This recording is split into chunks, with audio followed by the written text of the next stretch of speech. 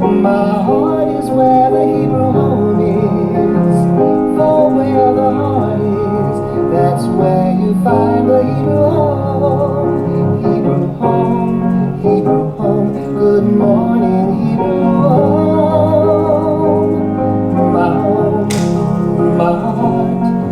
My heart is where the Hebrew home is. For where the heart is, that's where you find the Hebrew home.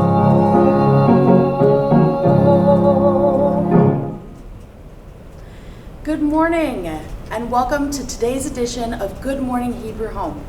I am your host for Thursday, Liisa Murray. So it's been a couple weeks since we've seen each other here, and I wanted to just give you a little update on what I've been baking. So I'm very, very into my baking these days. And one of the things I've been meaning to try is starting to do a little gluten-free baking. So a lot of people have gluten intolerance or gluten sensitivity, and there are so many different flours out there that you can try. So what I did this week, last night actually, is I made, my grandmother, my auntie, made this wonderful recipe. It's for date blocks, oatmeal date blocks. And so I tried it out with gluten-free flour, and I brought some here for us today. I'll share. I can't share, unfortunately, through the screen, but I will share it with the people that are here. So the crust is made very much like you make a pie dough. You take the flour, the oatmeal, and then you have some sort of shortening, so either butter or vegetable shortening, and you crumble it up into little bits so that it makes like crumbs, and then you smush it into the pan and put the dates and the syrup in, and then cover on top with the sugar oatmeal mixture. They turned out very well. I have to say, this is a gluten-free baking success story. I wonder if you have any recipes that you've passed down through generations. I was really excited to make this because I remember my auntie making it when I was little, and my mom and my aunt make it all the time. It's one of their favorite recipes that they know from heart, that they just do all the time. So what are some recipes that have been shared in your family? Please tell me, I'd be very interested. We have a great show for you today. I'm really excited for our guest today. Our guest is Olivia Cohen, who in addition to being the Assistant Director in the Therapy Arts and Enrichment Programs Department, is also a very good friend of mine. So we're going to have a little bit of a different feel to the show today. Let's get started. Today is Thursday, July 23rd. The weather for today, today's weather continues hot, clear in the morning with a high of 91, high humidity and scattered showers throughout the day. So another warm and humid day. On this day in history, in 1966, Frank Sinatra's album Strangers in the Night is #1 on the US charts. It won a Grammy for Record of the Year and Best Male Vocal Performance. In 1967, the first successful liver transplant on a 19-month-old girl, Julie Rodriguez, by Dr. Starzl at the University of Colorado is completed. Very exciting. 1995, the comet, the Hale-Bopp comet, is discovered and becomes visible to the naked eye nearly a year later. In the year 2000, Tiger Woods becomes the youngest player to win a career Grand Slam after winning the British Open at St. Andrews. In celebrity birthdays today, in 1971, Alison Krauss was born. She's an American bluegrass musician born in Decatur, Illinois. And in 1989, Daniel Radcliffe was born. Radcliffe is best known for his role as the iconic fantasy novel character Harry Potter in the 8 films based on the book series by J.K. Rowling. So turning to birthdays here at the home, in staff, we have Keo Morales in supportive housing, and in residence, Patricia S. Happy birthday. Today's meals. Lunch today will be chicken Waldorf salad with macaroni salad, and the dessert will be a black and white cookie. That's another thing I need to figure out how to bake. That would be a good one. For dinner today, tomato bisque soup, salmon with bow ties pasta, and the dessert is Jell-O. And of course, if you have any comments, please send me to 2813. Give us a call. So I am very excited for our guest today. Our guest is Olivia Cohen. She's an assistant director here. She wears a million different hats. And she's also a very good friend of mine. So welcome, Olivia. People, let me tell you. my best friend.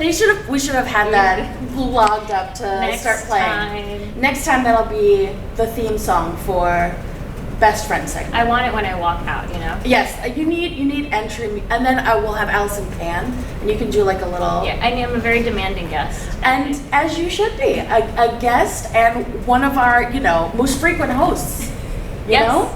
So you're a star, and you deserve to be treated as such. Thank you. Thank you. I feel that way now that I've been on the show. I definitely carry myself differently around here. I don't know if anyone's noticed that, but, there's been some demands. We need some upgrades. She's a star. What can I say? We gotta listen. Thanks for having me on. Of course. I've only been on one time, but I saw that David and Wendy have been on a few times, and it feels like nobody knows this, but there are kind of host wars behind the scenes. It's very intense. And they're best friends, and so I think it's only fair. It's only fair that we show up for our best friendship too, and have a competition. A best friends competition. I think so. I think that's true. So we can talk about a million things. I mean, one of the great things about having a best friend is that you end up talking about literally everything. Yeah. But some of the things I want to talk to you about were, I want us to take a little retrospective on our friendship. Ooh. I'm surprising you with this one. I didn't talk to you about this one. She did not prepare me. I did not prepare you. But I wanted us to talk a little bit about how we met, how our friendship began. Okay. And then I want to talk a little bit about some of the things that bond us together, like like so television. Television's a big one. Yeah, a big one. Yes. I also see on the prompter it says Real Housewives of New York, so I have. You've got a little highlight to what's happening. Yeah. So, what's your first memory of me? Okay. So backstory, Liisa and I went to grad school together, shout out Malloy College. Malloy! For our graduate program in music therapy. For those who don't know, we're both music therapists. And so I knew Liisa was a person, but I had never... Thank you, I appreciate that. Not everyone knows all the time. I feel like I had seen you at conferences before, things, music therapy conferences and things, and around. And I definitely knew of you, and starting the program, I knew you were there and in other classes. But it wasn't until I actually had a class with you, which I think was Dynamics of Group Psychotherapy. Oh, with Viega? We had groups together? No, it wasn't. It was the one where we had a teacher that we'd never had before. Oh, yes. Was that? Yes. I don't remember what class that was. Whatever. The class isn't important. The friendship is what's important. Right. And so it was a tough class, and the first really time tough. I remember having a conversation with Liisa was in kind of like this loungy area, and she was sitting there, and I was like, hey, this person's cool, and I want to be friends with them. And that was kind of, but we weren't officially friends yet, actually. We were just in class and would cordial and say hi and talk about this thing, be like, oof, that paper was really hard. Real rough. Did you understand what she was talking about with that? Never once. Then we evolved from there, and then we took also very exciting things, analytics. Analytical music therapy. That's right. Gosh, you're all so interested in that. I can tell. I can feel it through the camera. Conversation for everyone listening, which was also a challenging class. But I feel like we really bonded. I think in that class. Trial through fire. I think. Yeah. Truly. Yeah. I think I always think it's interesting to find out. People who get married have their how did you meet story, but great friendships also have their how did you meet story. They'll do a Lifetime movie. They will. Who would play you? Oh, that's a great question. I flipped the script. No, yeah, you did. See, that's what happens when you get a host in the seat. That's true. They know how to flip it. Who would play me? Oh, great question. I want a comedic actress. Maybe I'll have a Melissa McCarthy play me. Because I think she's got the range. She's got the dramatic range, but she's also got the comedic range. And because I love my role to be comedic. That's what I really enjoy. Who would play you? Oh, I don't know. Who would play you? You know who I would love to play you? I don't know if this is perfect, but Alana Glazer from Broad City. I like that. It's kind of or Alia from Shawcott from Arrested Development. Never been. Never been. These are great picks. If you don't know who they are, these are great picks. Tell us. Leave us a message. Tell us who should Play us in our movie. Well, I remember the first time that I met you. You were sitting in the corner by yourself, Which was often. in the classroom, and there was just something about her. I was like, I think that girl's cool. I just have a feeling that that girl's cool, and I want to be friends with her. In class, I was sitting in the corner by myself. You were there early. No one was there yet. This is funny. I didn't know that. I remember this. And then I think I threw a pen at one of our friends, and you thought that was funny. Oh, I did. I threw a pen at our friend. So, it's interesting. And I laughed. A voice came from the corner. And that's when I knew you were a human. That's when I realized you were a human. We both had these moments of realizing we're human. Yeah. And then we started working here. You had already been working here, and I had asked you, I said, what's it like here? And you said, oh, it's lovely. Mm-hmm. And I applied and luckily got a job, and the rest, as they say, is history. That's right. And now we're on a show together. This is going to be a big moment in our Lifetime movie, I think. Yeah. So one of the things that we love to talk about, we're both huge fans of, this is how I've been thinking of this segment in my mind, is highbrow and lowbrow. Okay. Is because we really love to talk about, we're both therapists, we love to talk about, sort of different philosophy, analytical music therapy. Very fun conversation. Really we love to have fun. But we also love to talk about just, maybe some of the trashiest television that I feel no shame watching. But things like Real Housewives, we really love watching Bravo TV shows together, which I wonder if anyone else is a fan of. Yeah. Love Bravo so much. Mm-hmm. It is like a time suck where they put a marathon of something on and you're just there all day long watching, which is what I've done a lot during quarantine times. Mm-hmm. And before also, when we could go do all kinds of things, sometimes that would be my choice, but and we have choice. We have choice. We have choice. We always have choice. And I love Real Housewives. Mm-hmm. I think that is my number one. Mostly all of the franchises. I love all the states that they go to and cities that they go to. I also love Below Deck. Yeah. Which is the one that we're not both on. We're not both on. I watched the most recent season, but I haven't watched Below Deck Mediterranean. So I'm not fully, I can't fully speak the language. But you're aware. I'm aware. I'm aware. What are some of the other ones? Millionaire, no. $1 Million Listing. $1 Million Listing. I almost said Millionaire Matchmaker. That's taking it back. Baby. That's not. That's a very different thing. $1 Million Listing, because I love to see places I could never live. Mm-hmm. And just the outrageousness of it all. The outrageousness of looking for a $5 million house, in the Hollywood Hills. Mm-hmm. Also, Vanderpump Rules. Oh, Vanderpump Rules. That's one you watch, I don't watch. Summer House is just one that I watch. But we still talk about these things with each other because as friends we should know everything that's going on in each other's lives, especially it's really important. The TV shows you're not watching. It's important for me to know what's happening in your life. Yeah. I imagine, I wonder, what TV shows you're talking about with your friends too. I know we have a lot of people who've really built amazing friendships here that they've met here at the home. So are you watching Bravo with us? Are you going to talk, tonight are you going to watch Real Housewives of New York? Are you going to talk to us about it? What's going on? Is Real Housewives of New York on tonight? Thursday nights, 9 o'clock. Well, that's what we'll be doing. So if you watch it, talk to us about it. But then we also have a great love of musicals together. Yes. And there was one that we were just talking about recently that we both watched. Waiting for the Elevator. Yep.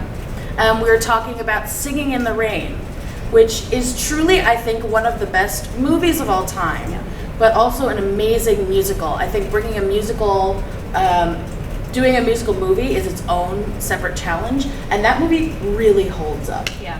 It's really just, and one of the things we were talking about is the scenes in it, the dancing numbers in that movie are just amazing, and the physicality in them. I again can't remember his name. Still, we could have looked it up. But he runs up the wall. Someone's yelling this right now. Please call us and let us know. Please call us. He is amazing. He was also on an episode of Golden Girls, and I also think an episode of The Nanny. I bet he's on an episode of Murder, She Wrote. Also shows we love. Yes, yes, yes. Just how amazing it was, and also it looks so seamless. Like, it looks like the shots are done in one shot, you know, especially Singing in the Rain, where it's just all this dancing around, the timing of even when he's like kicking a puddle with the music. And if you listen to now let's talk about music. If you listen to the music is really mirroring the sound of rain, the drip drops in the rain, and you can hear all of that in the music. I think one of the things, and I think you'll agree with me about this, one of the reasons that we love musical theater so much is because it's such a combination of so many different types of art, right? The best musical theater is not just like, oh, it's got some nice songs and like they dance well. That's lovely. Yeah. But it also has like beautiful scenery. The lighting design is amazing. The way the words and the music and the dancing and the acting all work together, all form a cohesive story and give you an image together. And I think that Singing in the Rain does that, plus it's on film. Yeah. It's all, which adds an extra layer on it. So, just such an amazing Debbie Reynolds. We didn't even mention. We didn't even talk about Debbie Reynolds. We didn't even get started on Debbie Reynolds. I mean, she's so young and cute in that movie. Also, she just has like this vibrancy about her when she like pops out of the cave. Yes. Oh, and the other actress, I can't remember her name. Oh my gosh, I don't know either. But I can't stand her. She's so good. That's an underrated performance, I have to say. Yeah. That's an amazing comedic performance, and she's like a real villain in the movie, but also like a funny villain, which I think you don't always see. Shocker! My dad asked me about this because we were watching it the other day. What part would I play? I would play that part. Ooh! I would not go for the Debbie See, Reynolds. I think people would want to cast you. They would. I would be typecast. You would be typecast as the Debbie Reynolds, but you'd say, "Excuse me, I can't stand it." Excuse me, there's a whole other side of me, and I can't stand them. Oh, that's such a good movie. And then, hello, Gene Kelly. I mean, save the best for last. Gene Kelly. What a handsome. Such a handsome man. Oh. Here's another fun question. So when I was a little girl, one of the things I loved to do was watch musicals, and I had crushes on all sorts of people that were,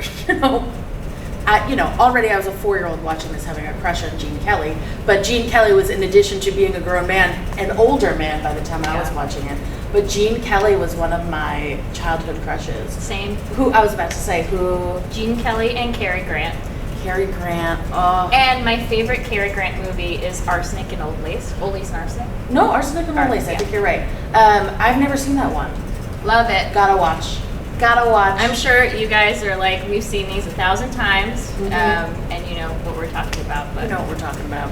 One of my favorite movies also. Well, I think we're, again, I could talk to you. I think we did it. Wow. That's fast. But I would love to finish with, do you have anything that you would like to say in our people, let me tell you about my best friend moment? Anything that you'd like to finish with? Or any special words about friendship that you'd like to share? Again, I'm completely surprising you. I didn't tell her about this ahead of time. That's another fun thing you can do to your friends, is really put them on the spot. Yeah, it's a good thing, especially on camera. And like low stakes, really low stakes. I think, one of the things that I've always noticed here is that it's really important to have someone that you're close with. And something that I love to see here are those friendships that blossom with the residents, whether it's coming down to a program and meeting somebody and really connecting. And I know that right now it's hard to kind of find those relationships, but I think that's something that we do well in our department, is that we kind of try to find those connections and make those happen. Because transitions are hard, but it's really great to go through them when you got a best friend. So, I mean, that's what I'm saying. And this is why she's my best friend. Listen, I put her on the spot, and she came up with this perfect answer, this perfect, beautiful answer. Well, thank you so much, Olivia, for being on the show. Thanks for having me. I'm always available. You know where I am. Well, maybe I'll see you tomorrow. Maybe I'll see you upstairs. Maybe I'll see you in 2 minutes. Thank you so much, Olivia. Well, I think we'll finish today with our musical moment of the day. So I found, as I was looking up on this day in history, I saw the Frank Sinatra, Strangers in the Night, and I thought, I haven't listened to that song in a long time, so I looked for a live performance. And I found this performance of Frank Sinatra performing Strangers in the Night at the Concert for the Americas. The Concert for the Americas was a music festival held on August 20th, 1982 in the Dominican Republic at the Altos de Chavon Amphitheater, a 5,000-seat open-air Greek-style venue located approximately 2 hours east of Santo Domingo. It was the amphitheater's inaugural event with performers including Frank Sinatra, with Buddy Rich, Hart, and Santana. One of the things I love about watching this is it feels like such a summer concert. Everyone's sitting outside. It looks like such a beautiful venue. So we'll play that at the very end of the show, and I hope that you'll really enjoy that. Tune in later today for Wellness with Deborah at 1:30 and On a Musical Note with Peter at 2:30. If you missed any portion of today's show, it will be replayed on Channel 88 at 6:30. And you can find all of our episodes on YouTube.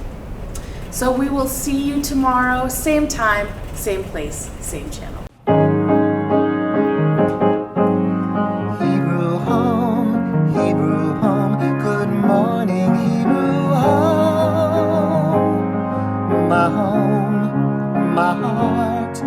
My heart is where the Hebrew home is. For where the heart is, that's where you find the Hebrew home. Hebrew home, good morning, Hebrew home.